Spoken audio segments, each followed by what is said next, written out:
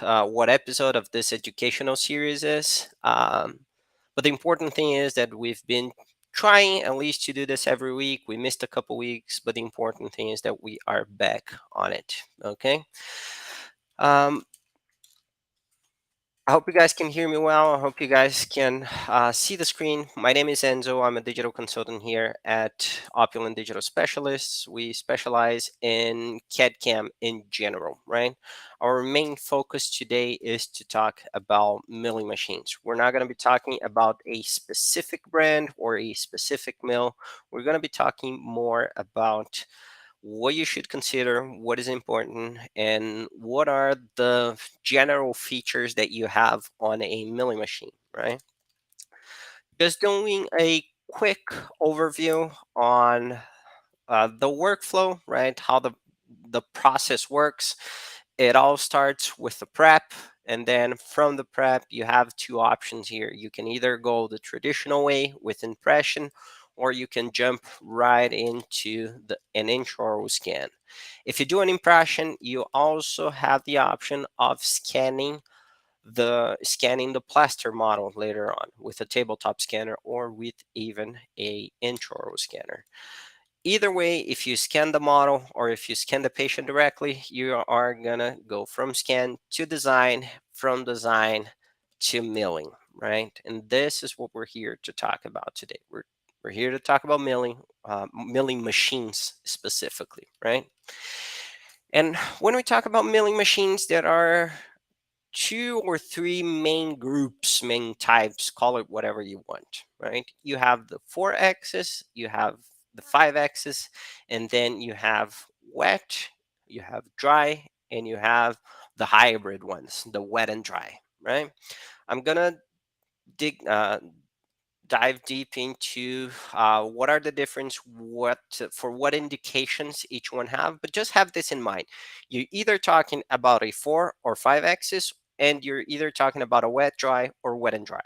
Okay, let's talk about 4 or 5 axis. Basically, if we try to summarize it as best as we can, the axes on a mill are the degree of freedom. What is the degree of freedom? The degree of movement.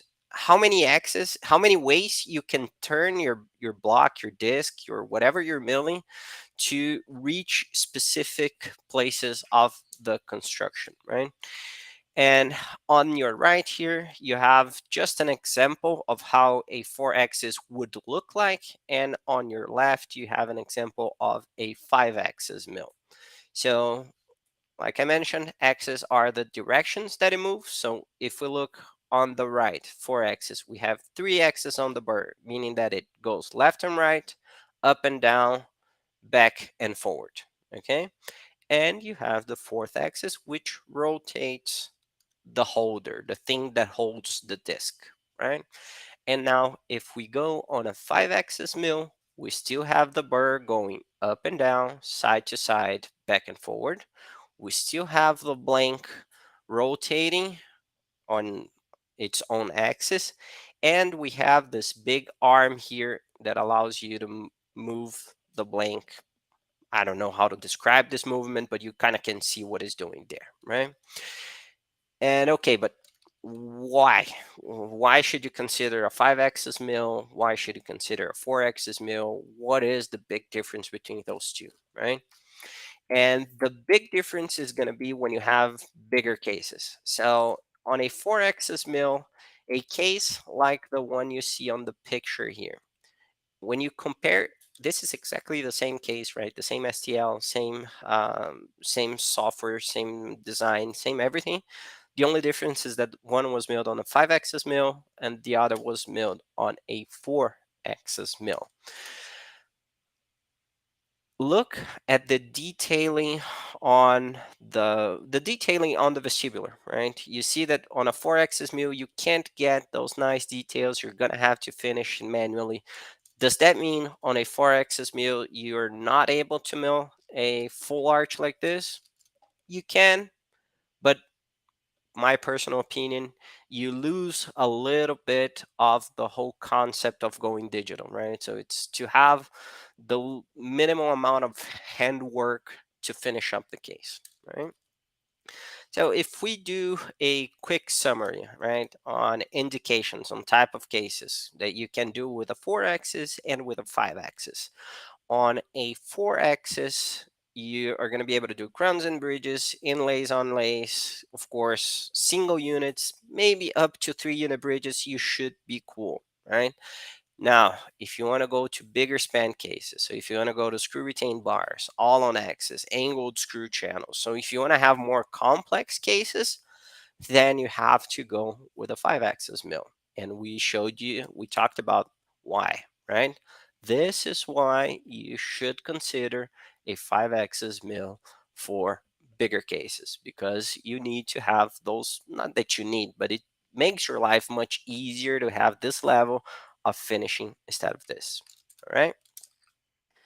Now let's jump into the next one, wet and dry milling. It's kind of obvious, but dry milling is when you mill a material dry, and wet milling is when you mill the material wet. Why is there a difference? Why can't you just mill everything dry, or why don't you just mill everything wet?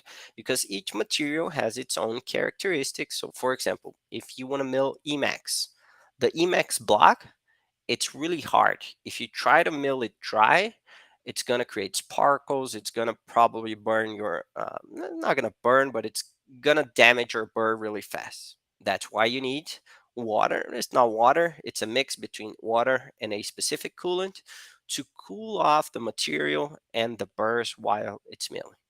Now, when you compare it to dry milling in materials like zirconia and materials like wax or some PMMA, some PEEK, they are softer materials, meaning that you can mill them dry and the the burr and the material are not going to overheat and damage your equipment. Okay. Now, if we go to the indications, right? You have a dry mill, you have a wet mill, and then you have the hybrid mills. So when you're milling dry, here, of course, we're not listing all the possible materials that you have, but when you have a dry mill, you're gonna be limited to pretty much zirconia wax and peak PMMA, right? If you have just a wet mill, you're probably gonna have peak PMMA, lithium disilicate, Emax, or a whole range of glass ceramics. And then you have the wet and dry mill, which is going to enable you to do everything. Just before we jump into the next questions, which is what to consider, just want to do a quick recap and maybe give you guys some tips on how to choose a good milling machines based on those features, right? What I would say is that if you have a plan of growing your lab up until a point where you're going to have a lot of zirconias and a lot of Emax running side by side, it could be a good option for you to have a one mill to mill just dry and one mill to mill just wet. That could be a good option. But with one mill, you can easily grow up to milling 700 units a month. And with one mill that is 5-axis, wet and dry, you're going to be able to reach that amount in a bunch of different materials. So my recommendation is always for your first mill, milling zirconia wet. No. Thanks for the question, Casey. I just saw it here. Answering your question, no, zirconia is not recommended to mill wet. You're gonna find some zirconias that are milled wet, but they are already pre-sintered, right? Zirconia, just talking a little bit about the material, it's a powder that is compressed into a disc, and then you put that disc into an oven for you to sinterize and make that material harder, right? Answer your question, 95% of the zirconias milled 100% dry. Okay. Going back to my recommendations, for your first mill, I always recommend 5-axis wet and dry because you're not going to have limitations. If you are on a big operations where you have enough volume, meaning that you have 700 zirconia cases, 700 Emax cases, then I think it can make sense for you to kind of separate, have one dry and one wet, or one dry and one wet and dry. Okay. All right, now let's go to what to consider when you are buying a mill. And here, I try to divide this in two main things. You have features, which are specs, and you have usage, user interface. Let's use a beautiful wording here. When we're talking features, what does the mill actually have?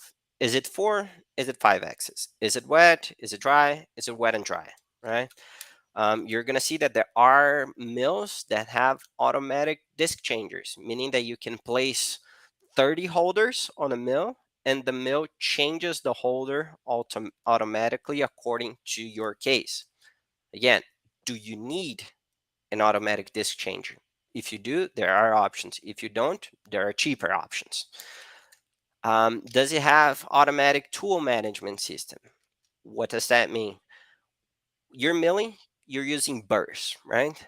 And those burrs, you have to position them. Some mills don't have an automatic tool management, so you have to place the burr on exactly the same size every time, same place every time. Depending on the mill, you have automatic tool changers, meaning that you can place the burr in whatever order that you want. The software is going to recognize its size, right? There are different technologies. My recommendation here, if it's your first burr, if it's your first mill, try to opt for something a little bit more automated because it's going to give you less of a headache. You don't have to worry too much about it. Okay. Does it have auto calibration? And that's a big thing on my point of view. Why? Because like any equipment, you're going to have to calibrate it time after time. Depending on your usage, it can be once a month, once every 6 months, once every 4 months. It will depend on how much you use, right?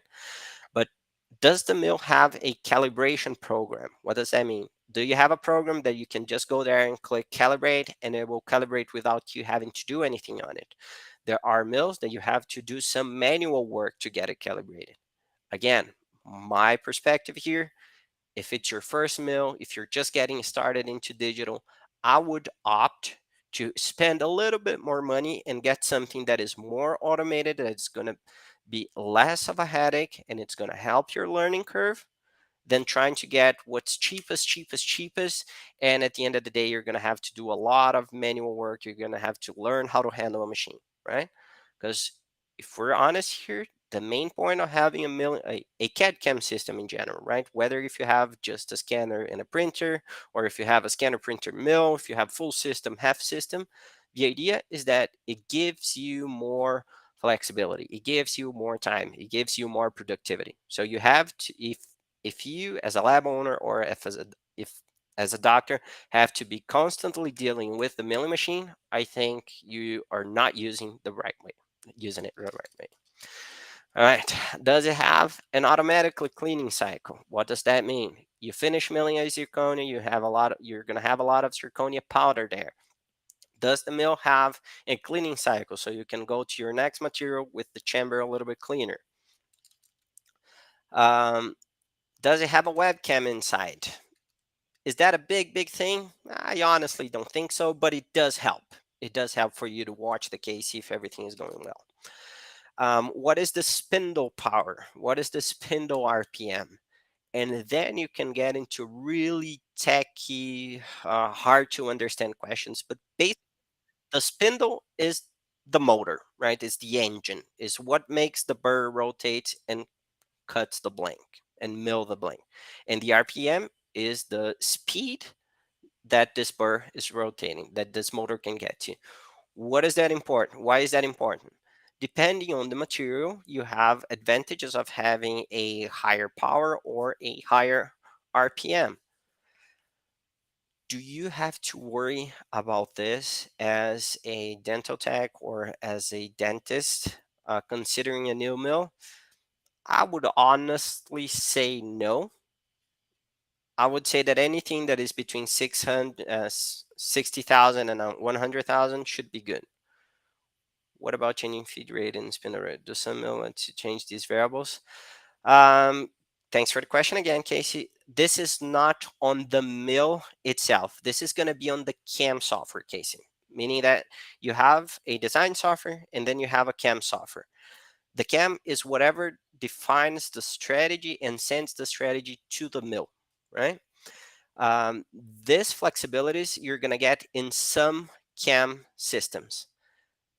I honestly think that this should not be your focus when you are considering a mill, unless you have someone that is really good at CAM strategies, at defining strategies. But those people are usually really expensive.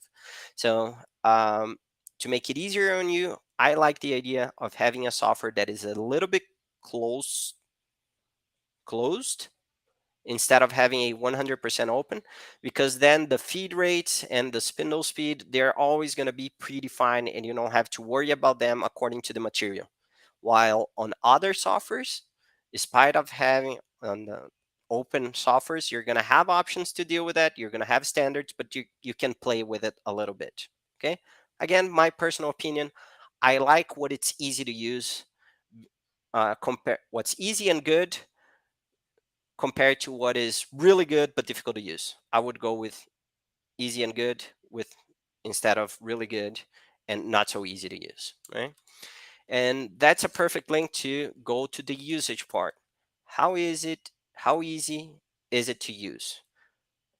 At the end of the day, again, if you get a CAD/CAM system, your focus should be getting the most out of it, right? So the least amount of time that you are able to spend either designing or having to set a specific strategy or setting a specific tool path, changing the feed rate, and worrying about all that, having to do manual calibration, manual tool changing, manual disk changing. The least amount of time you can spend on that is the most amount of money you're going to make out of it because the mill runs for itself, right? Does it integrate with what I have? What does that mean? Let's say you already have a design software and a scanner, right? Does that mill have a program that easily integrates with your design software? Right? That's a really important question. At the end of the day, you have to have a streamlined process from end to end. Um, am I going to be able to train someone on it? Really, really, really, really important. And this one, I think doctors have this one kind of figured out. In labs, I see that happening more frequently. As an owner or as a lab owner or as a doctor, you are not the person to be handling the machine on the day to day, right? You're not. You're just simply not that person, right? So it has to be a system, a mill, that it's easy to train someone new on how to operate it. In Casey, here, I'll go back to your question about changing the feed rate and the spindle speed. If you had to train someone on how to manage all these features, all these variables on the milling process, this training is going to take you 3, 4, 6, 7, 8 months. While if you have a software that is a little bit more predefined, it's going to be easier for you to train, right? That's what I meant before. Um, who am I getting support from? And probably that is the most important question that you have to ask yourself, right? Again, at the end of the day, if we think about it, every mill at some point is going to be able to do, if you get a good mill, of course, it's going to be able to do the basics kind of well. Some are going to be a little better, some are going to be a little worse, a little faster, a little slower. But at the end of the day, when you have a problem, that's when it's really going to matter where you choose to buy your equipment from, right? Because when for some reason your machine stops or you're not being able to run it or something breaks, you have to have a direct support line. You have to have someone to help you with that. Okay. All right. So questions you should be asking on to help you define. Okay. The milling thinner margins detail. Would a heavier, bigger mill be better or worse? Okay, see, that depends a lot on the material that you're trying to work. What would be better for milling thinner margins on detailed anatomy? Would a heavier or bigger mill be better or worse? Heavier or bigger, we're probably talking about the big mills. I don't think you need an industrial mill for that. Not at all. The dental mills will do a great job. And that would depend a lot more on the strategy and the size of burr, right? So each mill, each brand is going to have its high definition burr, right? I personally work more with Amann Girrbach, and I can talk a little bit more about that. But the smallest burr we have is the 0.3 millimeter, right? And that's for zirconia. For Emax is going to be zero point 0.4. I would say that the spindle power or the RPM does not make a lot of difference for having good thinner margins. So answering your question, I don't think it makes a difference. So this kind of goes with the first question. What types of restorations do you want to mill, right? Are you going to be doing mainly single crowns on Emax? Okay, go with a 4-axis, wet only.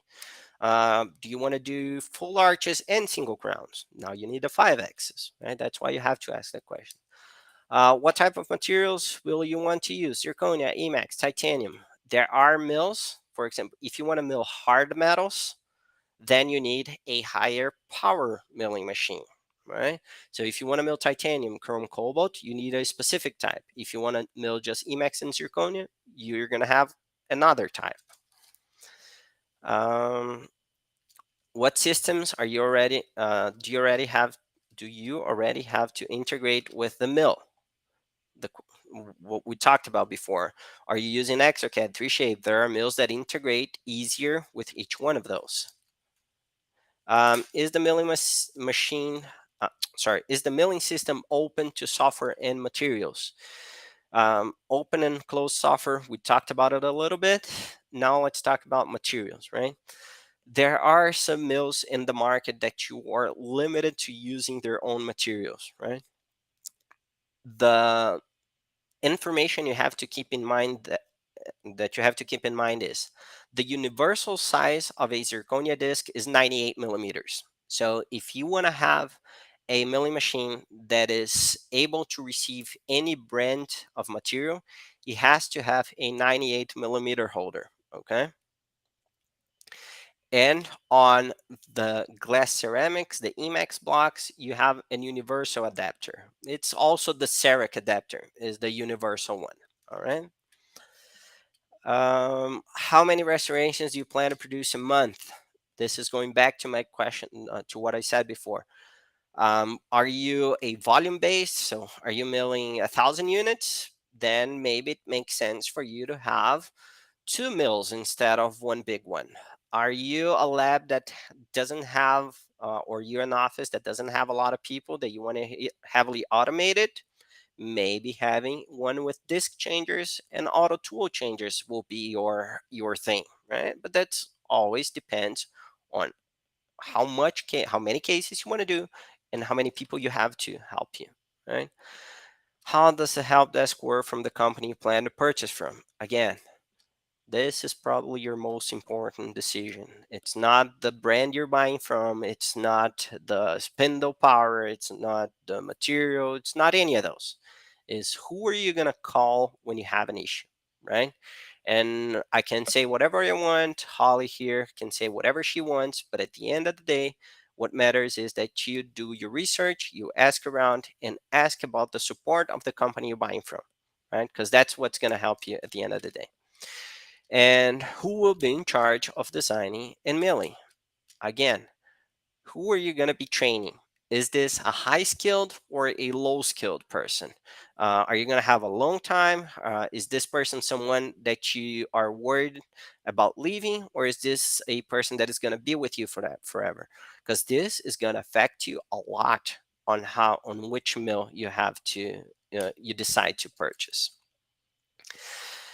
Um, on a general overview, those were the basic informations that I wanted to share with you guys today.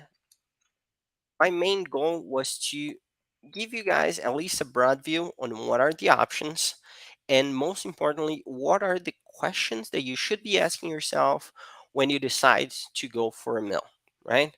On the next episodes, we are planning to have one specialist from each brand to talk about each milling machine, right? So we're going to have someone talking about the Amann Girrbach. We're going to have someone talking about the IMS I-Core, someone talking about the Roland, the VHF. whatever. So we're going to be talking more in detail on each one of the equipments. Okay. Here you have all of our phone numbers, our contact. Feel free to email, text us, whatever you have.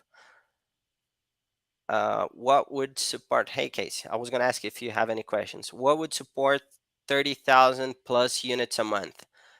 Okay, so if you have that volume, I think you're talking about a lot of milling machines.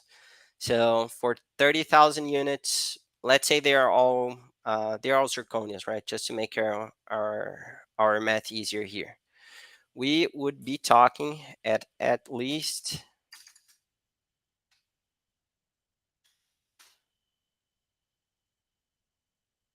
we would be talking at least 45 mils. Okay, so Casey, why don't we do this? I'm gonna text you my number here.